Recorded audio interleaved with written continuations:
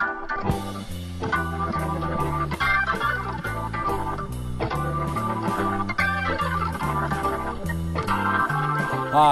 I'm Barry Rushton and welcome to Speak Up, the television arm of Freemasonry throughout New Zealand. We have a great show for you tonight. Our special guest is David Mace, a past Grand Master and an officer of the Order of New Zealand. I'll be speaking with Carl Treadwell, who is a past Master of Lodge Takapuna on the North Shore, and I'll introduce you to Graham Houston, who will be covering Freemasons from history. David Mace, it is absolutely fabulous to have you here on the first show of Speak Up. And it's terrific for a couple of reasons. One, because I have heard you speak on a number of occasions. You know, and every time you do speak about something, it's always fascinating.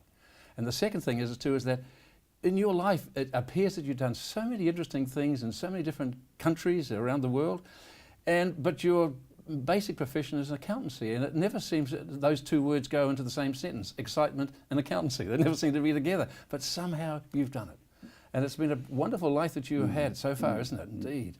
Well, I started out to be a carpenter. All my brothers are carpenters, my father's a carpenter, and I failed.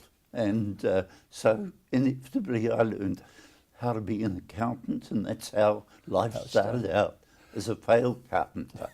But you became, of course, a member of Ernst & Young's, right, and a senior partner in that firm, right, and Correct. Spent a number of years in different locations. Yes. The one that interests me the most, of course, is your time in Hong Kong. Right. There's a number of things that I'd love to talk to you about in Hong Kong, you know, and so you got there, what, in the early 80s? Or Early 80s, early at 80s? the time when there was a lot of confusion around the handover. Yeah. So it must have been quite interesting times when you got there in the 80s and Well, mid-80s. when I first got there, of course, we were plunged into this huge corporate collapse of carrion, and there were several people that had disappeared, had been murdered, and for the first 2 or 3 years, I had Gurkha guards who didn't come up to my belt, sort of trailing me.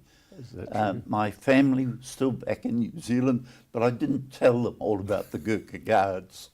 Well, I wanted to ask you about this because it was a huge thing at the time. In fact, it was the biggest corporate bankruptcy in the world, I think, at the time, wasn't it? At the time. And the whole Karen Group, isn't it? It was started by Carrion. Yes. By a chap called George Tan, wasn't it? Correct. I believe, right? Correct. And he was really not, from what I know, he was really not a banker or any kind, really. But somehow he managed to cobble together 998 million Hong Kong dollars and brought a building there, which is now the Bank of America, I believe, the same one area, in the January of 1980. That's correct. And then April 1980, which was only 3 months later, sold it for 1.65 billion Hong Kong dollars. Now, that's when people said, gee, hold on a minute, that doesn't sound right. Yes. He played the stock exchange. It's often said unkindly that what happens with the stock exchange, you start a rumour at 10 o'clock, people buy or you sell the shares, and after lunch you dispose of the rumour. So there's been, today of course it's tightly controlled by the Securities Commission, but there was back in those days huge amount of speculation. Right, and you're quite right, there were murders, there were people who went missing. It was really a stack of cards that sort of tumbled down in the end. Yes, correct? Well what happened was they brought the internal auditor from Bank Bhumiputra to check what was going on. So he came in and very quickly found that there were things that ought not to be doing. Yeah. So some of the associates decided to rough him up. So he was staying at the Regent Hotel, which at the time, and even today, is one of the top hotels. And he was in the shower. And when this fellow was sent to rough him up, he actually meant to sort of throttle him or lose his breath, but not to kill him. Unfortunately, the poor internal auditor collapsed and slipped, and next minute he found that there was a dead body in the shower. Wow. So what did he do? He walked out of the Regent Hotel and went to many of the alleyways which we all frequent every time people visit, and he bought a big suitcase. He took it back to the room and filled the suitcase with this body. Really? He struggled to move the suitcase, but these wonderful regent boys all rushed up. And in the end, 6 of them ended by carrying and taking the suitcase, put it in the boot of the taxi, and he took it out to a banana plantation and dumped it, the thing. But of course, in the body it was wrapped in a Regent Road, so you didn't need to be chief inspector to work out where it had come from. That's incredible. So when this collapse happened, you were appointed, court appointed. We were appointed by the court in Hong Kong, right. And I was appointed one of the 3 liquidators of that, and so we were court officers. And what happened was, with my appointment, I was quite well known to several of the Australian partners, and they rang me at 1 o'clock in the morning. The Mace family had just come back from a wonderful sabbatical at Yosemite Park. I took the call, and I was on Cathay flight to Hong Kong at 8 a.m. in the morning. Wow. In 1949, back in 1949, there were a number of Chinese people who actually left China after those the socialist bracket capitalism around it and came into Hong Kong. Correct. I think that continued on because I believe that you also had a great hand in setting up the Helping Hands for Hong Kong for people, and that's correct. Correct, yes. It was an amazing organisation because at that time those people fled and there was nowhere for them to go. Yeah. Some of them had swum, many got drowned, and it was a horrific flight out of China. Right. And what happened was these people came, and then in those days a group of us saw that these people were living in cages. At the same time, the Hong Kong government was on an amazing building program, and they were completing, can you believe this, a small apartment every 15 minutes. Wow, Auckland City needs those kind of people. Absolutely. So what we did in Helping Hand, and the Chinese philanthropy, their generosity is unbelievable. Wow. And I went to a number of friends and colleagues, and in particular sought the help of 2 Hong Kong Chinese billionaires, both of whom have quite exotic properties in New Zealand, and they visit occasionally to New Zealand, and I spend time with them. But they helped fund with hundreds of millions of Hong Kong dollars, and we bought the bottom 3 floors of many of these housing estates and put the people into it. Fantastic. And that Helping Hands and that organisation still goes today. And true. Now, with the result of the wealthiest racing club in the world, right. the Hong Kong, or as it was then, the Royal Hong Kong Jockey Club, they funded us to help build these, buy these properties, and we housed hundreds and hundreds of people out of these cages. Which is fantastic. Speaking about Freemasonry in Hong Kong. Yes. Now, I guess, did the Chinese have an opinion about Freemasonry there? Well, very, very amusing during the time that I was involved in the handover, because in fact, not a lot of people are aware, the handover failed. It stopped, and that's not very widely known. And it stopped because the British wanted to have external judges on the Court of Final Appeal, because they were concerned that the people in Stanley Prison who were serving a life sentence for murder would be taken out, shot, and the family, of course, in China has to pay $1 for the bullet. So they got very anxious, and the Chinese said, no, we're not going to bow to you, and the English said, right. So the whole thing came to a grinding halt. So the 48 business chambers got together, and of course the Americans said, the Chinese won't believe us. The British said, we're conflicted. And I was sitting at the back of the room, and the Belgian ambassador stood up and said, "Oh, get that tall Kiwi from New Zealand."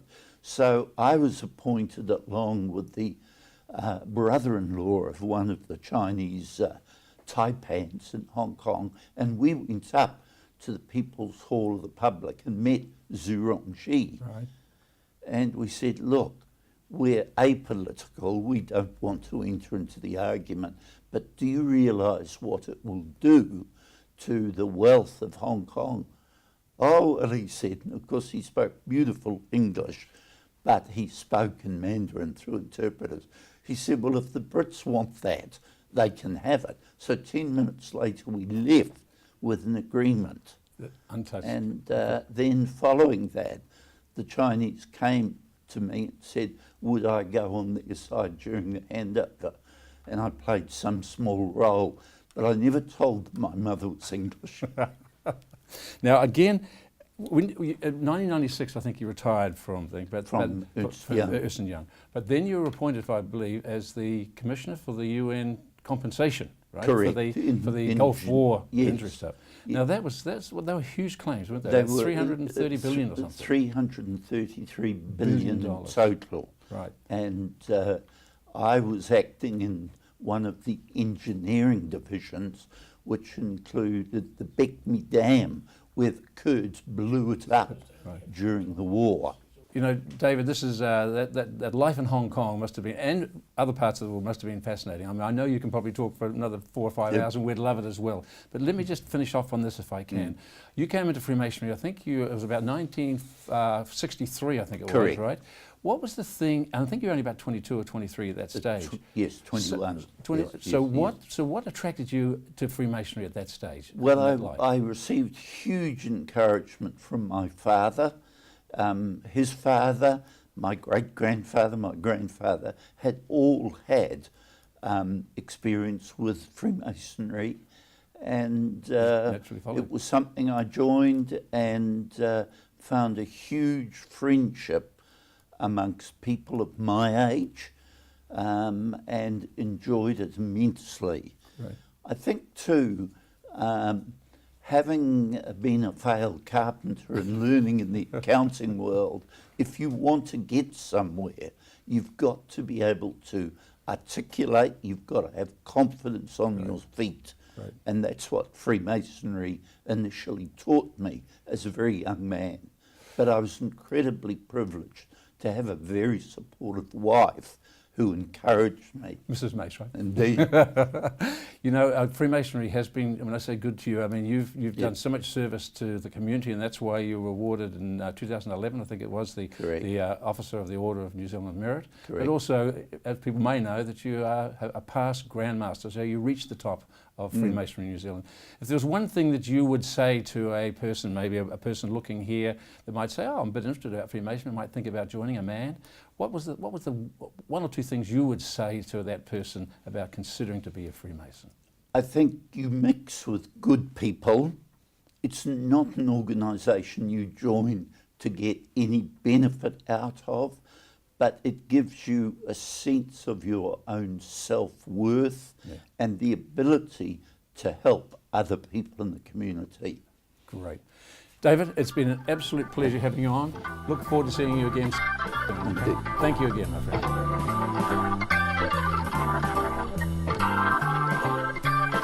Carl Trimble, lovely to see you. Welcome to the first show of Speak Up. Now, look, I know what it is you do in Freemasonry because we've been friends for a long time. Tell our viewers what your role is in the Freemason situation in New Zealand today. Right. Thanks, Barry. It's great to see you again. As Barry said, my name's Carl, and I've been in Freemasonry for about 15 years now. I'm a past master of Lodge Takapuna, number 202. And has now been amalgamated with another lodge, Albany, number 404. Now I'm the past master of Lodge Albany, Takapuna, number 202. Yeah. It's a great lodge too, isn't it? I mean, what tends to happen, and you can back me up if I'm not correct, that most of the time, especially around the suburbs of any large city, there'd be a number of lodges that were created in their individual suburb. But then due to maintenance, due to sort of insurance costs, a lot of lodges said, well, this is silly, we're not making good effective use of our buildings. So then they tend to merge and work in the one. And then they tend to, like you've done in your lodge, actually have a commercial building that help keeps the costs of everything down, which is a fabulous idea, isn't it? Yeah, that's correct. Yes. Haven't really come to talk about that today. What I have come to talk, and why I love you being on the show, because I know that you are the main driver behind the community project that you have done under, I think it was started with Takapuna, but it's certainly under now Albany Takapuna, and that's the Foster Hope, right? I want you to tell us a little bit more about that, because it's such a great charity. I know there's lots of charities out there, but this is a great one. When I became master, I decided that I would like to really get into a charity and support a charity with my lodge, and I never realised how many charities there were on the charity's website. It was incredible. But a lot of the charities get funding from government and large corporations, etc. And it was very difficult for me to find one that resonates with me. It wasn't until I dropped off some pajamas to Foster Hope, who would have a pajama drive every June, and we dropped off some pajamas, my wife and I, and I thought, why don't I approach Foster Hope? Right. And it turns out that they didn't have any funding at the time, and I said, well, this is what we can offer you. What I think a lot of people don't realise is that just how many times children are perhaps plucked out of a situation that's beyond their control, maybe in the middle of the night, it may be sort of a domestic dispute, it could be anything, right? And suddenly these kids are just plucked from something that they know, almost with nothing, right? And so it's just more than pajamas, isn't it? I mean, it's something that goes on, right? Tell me more. Absolutely. Foster Hope is an awesome charity. Basically, they have packing days. And they have a lot of items that are donated by corporates and the community. And we get together on 2 days in the year, in March and September. And we have a little system. Yeah, as you would. And we have about 50 to 70 community members, including lodge members from the district and further afield. And we pack age-related items in backpacks for children from 0 to 18. Right. And it seems like a big mission, but we've got it down packed. And so it's like a little conveyor belt. It right? is, and everybody absolutely, goes along and fixes it. Absolutely. Now, so how do these kids or people actually get the actual satchel? What happens? What goes on there? Well, once we've packed the backpacks, now we can actually put them into bags and we can distribute them to the relevant centres for distribution almost immediately to children in care. The second thing that happened, if I remember rightly, because you and I were part of this little thing, is that there's another organisation that's sort of around them as well, or not part of them necessarily, but with them. Yes. And that's called Grandparents Raising Grandchildren, right? That's correct, yes. And that's, well, you tell me more about it. Well, the packing days were going so well, and I wanted to do something really special, and we organised a black tie dinner. And we had a silent auction of various items. We had Amanda Gillies was a guest speaker, and it was just an awesome night. We had decorations. It was a full house. We had music, and it was just amazing. And the lodges in the district of the North Shore raised $15,000 on the night. And so what that money goes for, again, correct me if I'm incorrect, is that these grandparents raising grandkids, they've already raised kids themselves, right? And now they're forced, for whatever reason, to bring up their grandchildren. So it becomes, again, another 24/7 life for them. Absolutely. So consequently, this charity allows them to send the children away for a week to a camp. At least give the grandparents a chance to go to the movies or get a coffee or go to the park by themselves. which I think is just fabulous. Yeah, absolutely. Foster Hope have another arm called Foster Camps. So they, with the money raised, which is more than the 15,000, because we had a donation from the Freemasons charity. So your lodge is going from strength to strength. Yes, it is. If a young bloke come up to you and said, "Hey, Freemasonry, I'm thinking about doing something," what would you say? I mean, what do you think is giving you that you know that he might get as well? I think a good idea is to actually come in and talk to someone who is a Freemason. Yeah. You know, seek out the lodge that's near you. If you want to. Yeah. If you want to, absolutely, and just see if it fits you. Right. Like most things, things fits this person, but not that person. But you won't know until you find out. Exactly. And it's been a great choice for me in many aspects. My family, my work, my community, and. Well, I know that you're respected in our district a lot, so thanks for coming today. It's been terrific having you, Carl. Thanks very much, and Barry. Same with your lodge. Please pass on the best from myself anyway to your lodge and tell them to keep up the great work. I will. Thanks for coming. Thank you very See much. you. Cheers. Now we come to that part of the program when it's my pleasure to introduce to you a colleague of mine who will be a regular on the show, Graham. Nice to see you, Graham. Thank you, Barry. Nice to have you on board. Nice to be here. Graham's in charge of this wonderful little segment where he looks back in history and looks, and not only in history, but in even current history and even present time, and finds some of the people in the world who have been Freemasons, who have also been famous people, who have done tremendous things. And I know you've got a couple of specials up in your back sleeve, haven't you? Certainly have, Who are we Barry. going to talk about today, Graham? Barry, we're going to talk about a favourite of mine, John Wayne. Oh, I knew you were a Western bloke. I'm Western Mo. Let me go back a little bit about John Wayne, because he wasn't always John Wayne. That's right. John Wayne used to be Marion Morrison.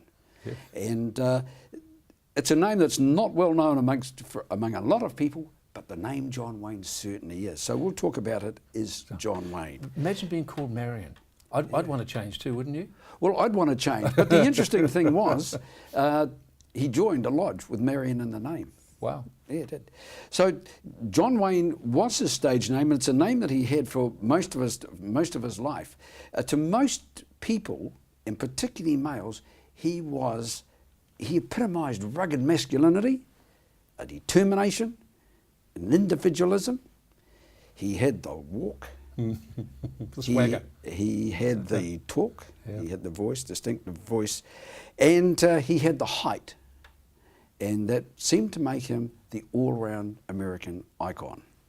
Now, he was also known by another name too, wasn't he? I mean, John Wayne, John, but he got a nickname, didn't he, basically? He got the nickname the Duke. The Duke, yeah. And it's interesting where that came from. The family moved from Iowa down to California, and moved a couple of times in California, and settling in Glendale, where his father was a pharmacist. And he went to young kid, went to school, and he used to go to school every day past one particular place. He used to have this dog with him, this big Ayrshire terrier, big dog. And apparently the dog and John were never separated. And where the dog went, John went, and vice versa. When he passed the local fire station, one of the local firemen always used to call out, good morning to them, and he'd call to the dog first, and the dog's name was Duke. And he'd call out, good morning, Duke, and he'd refer to John as Little Duke. Little Duke, yeah. And so he'd call him Little Duke. Now, story goes that he preferred the name Duke to Marion, as we've already said. Why would we like a name called Marion? And the name stuck. And he was known as the Duke, from that day forward. Now, he was very much an anti-communist. He was a conservative Republican, and he was very vocal about a lot of those things. And he was part of the American film industry's group that they put together to promote the American ideal. And he was a member of the John Birch Society, which was very anti-communist, and it was also very conservative, a Republican conservative. And although he said in one interview that when he was at college that he actually was a socialist, and he admitted to voting for the Democratic President Franklin D. Roosevelt in 1924, and also was a great admirer of the Democratic President Harry S. Truman. But it seems in later life he changed and became more conservative in his ways.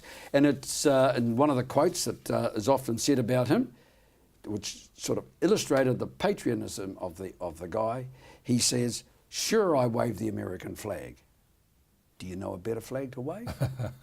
Sure, I love my country with all its faults, but I'm not ashamed of it. Never have been, and never will be." We all could do with a bit of that sort of Very much patriotism so. even in our own country. Yeah. There was something about him as well, if I remember rightly, that we didn't have it in New Zealand, and don't know any other places that did, but there was an order of de Malloy, I think it was, and it was for young people between 12 and 21 or 22, if I remember rightly, and he was a member of that even way back in those early days. Yeah, he was a member of that order. The order was formed in 1919 by Frank Land, and with 9 young fellas. 9 young boys, and they set this up for young men between the ages of, as you said, 12 and 21. The idea was to promote leadership, to help them develop leadership, not by just seeing other people's in leadership roles, but by doing it. And they would run their own organisation, run their own activities, own community service, own charitable works. And that grew to spread across many countries in the world, and they have had over 3 million people. And there's been a number of very prominent people that have come through that organ. Besides John Wayne. Many presidents of the United States.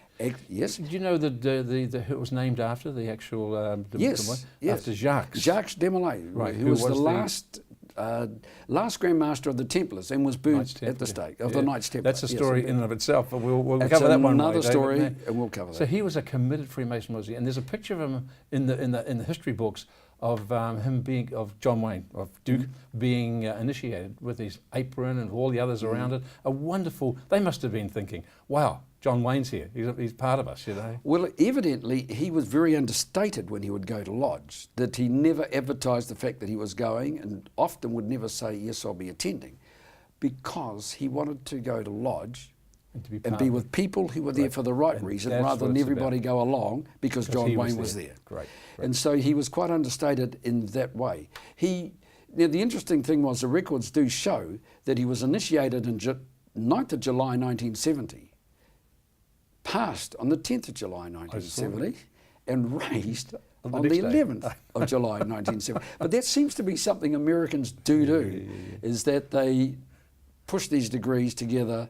His manager might have said, "Look, you've got a weekend. Yes. Do it Friday, do it Saturday, do it Sunday, and we're out of here again." They've got a movie starting on Tuesday or something. Possibly something like that. So he was a Shriner, and he was involved with a lot of the fundraising and the charitable works of the organisation. Right.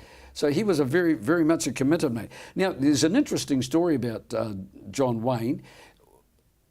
Such was his popularity and such was his fame throughout America, and a group of wealthy Texans backers approached him to run for national office, to run for president.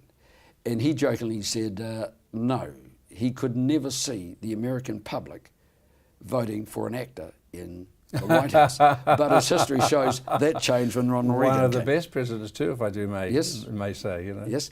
Now, it may have been joking, but the story goes that it wasn't a joke to one particular person, and that was the leader of Russia, Joseph Stalin.